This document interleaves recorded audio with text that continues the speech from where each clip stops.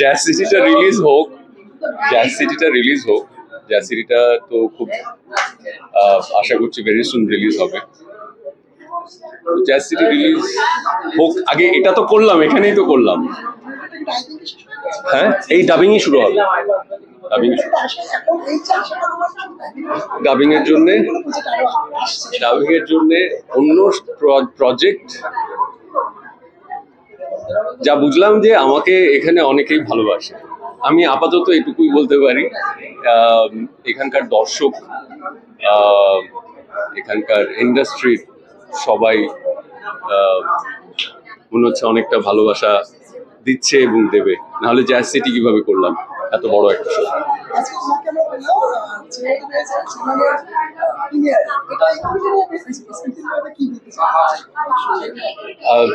Childhood icon, মানে একদিকে রঞ্জন, আমি আর আসবো না সেই গানগুলো, আরেকদিকে মিঠুন চক্রবর্তী, মানে মিঠুন দা তো মানে সো, এবং টিজারের ওই লাইনটা, হ্যাঁ একটা হচ্ছে অঞ্জন দা। সো